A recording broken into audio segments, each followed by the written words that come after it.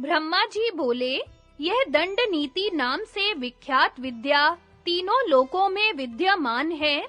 वास्तव में दंड से ही राज व्यवस्था चलती है। यह दंड नीति 6 गुणों से युक्त है। महात्माओं में इसका अग्र स्थान होगा। इस शास्त्र में धर्म, अर्थ, काम, मोक्ष सभी का विचार है। तब सबसे पहले भगवान शंकर ने उस नीति शास्त्र को ग्रहण किया। उन्होंने जीवों की आयु घटती देख उस शास्त्र को संक्षिप्त किया। यह ग्रंथ वैशालाक्ष कहलाया। इसे इंद्र ने ग्रहण किया। इसमें कुल 10,000 अध्याय थे। फिर भगवान इंद्र ने भी इसे संक्षिप्त किया और इसमें केवल 5,000 अध्याय रह गए। तब यह ग्रंथ बाहुदंतक कहलाया।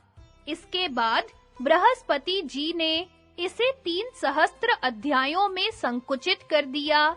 यह ग्रंथ बाहस्पत्य नाम से प्रसिद्ध हुआ। फिर योगाचार्य शुक्र जी ने इसे संक्षिप्त करके 1000 अध्यायों में रचा। इस प्रकार महर्षियों ने मनुष्य की आयु का हास होते देखकर लोकहित की दृष्टि से इस शास्त्र को बहुत ही संक्षिप्त कर दिया।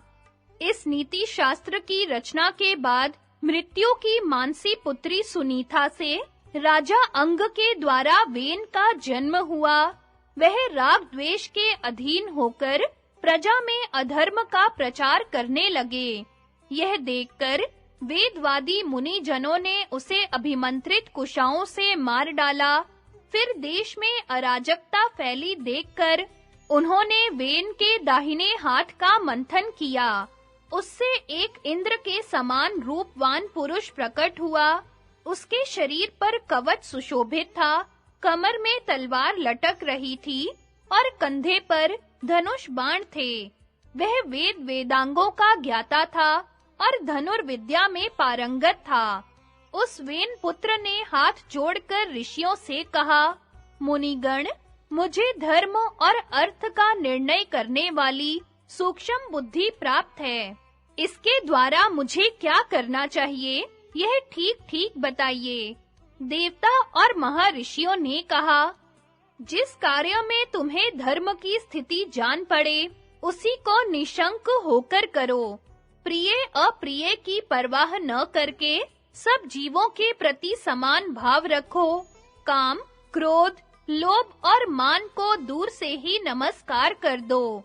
सर्वदा धर्म पर दृष्टि रखो और जो मनुष्य धर्म से विचलित होता दिखाई दे, उसका अपने बाहुबल से दमन करो। वेन पुत्र ने कहा, महानुभावों, ब्राह्मण तो मेरे लिए सर्वदा वंदनीय है, उन्हें मैं दंड न दे सकूंगा। मुनियों ने कहा, ठीक है। अब वेद निधि भगवान शुक्राचार्य उसके पुरोहित बने और बालखिल्यों ने मंत्री का कार्य संभाला। यह वेन पुत्र पृथु विष्णु भगवान से 8वीं पीढ़ी पर था। सुनते हैं, पृथु की समय पृथ्वी बहुत ऊंची नीची थी। उन्होंने ही पत्थर डलवाकर इसे समतल किया है।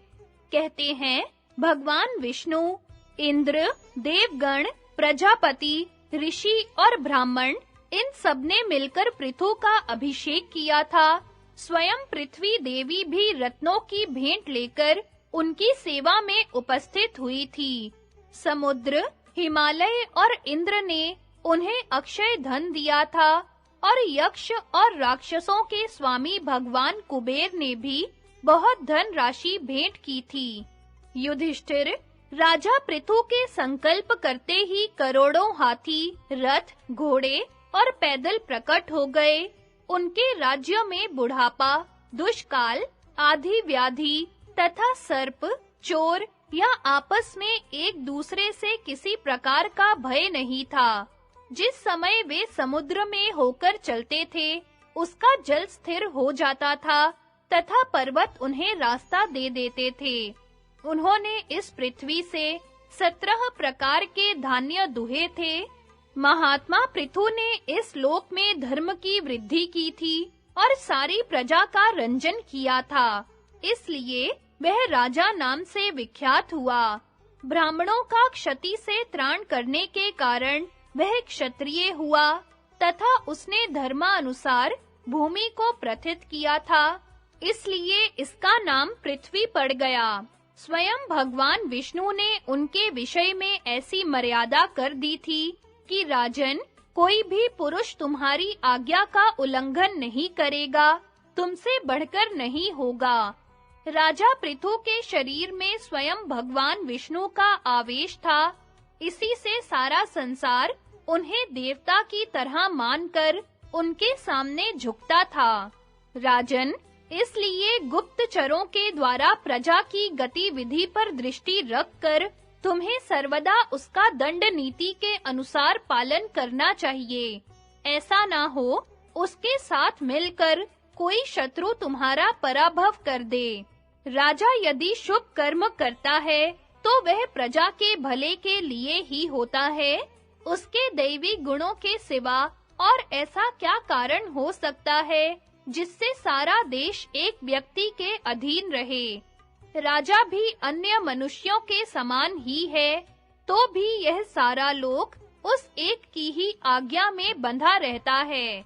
राजा के दंड का बड़ा महत्व है, उसी के कारण सारे राष्ट्र में नीति और न्याय का आचरण होता है।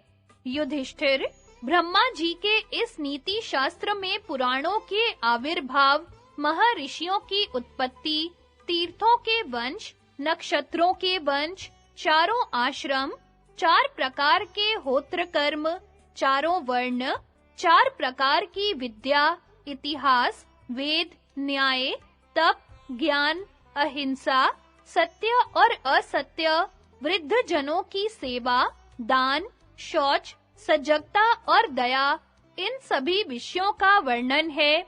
अधिक क्या, जो कुछ इस पृथ्वी पर है और जो इसके नीचे है, उस सभी का इस ब्रह्मा जी के शास्त्र में उल्लेख है। भरत श्रेष्ठ, इस प्रकार राजाओं का जो कुछ महत्व है, वह सब मैंने तुम्हें सुना दिया। अब बताओ और क्या कहूँ।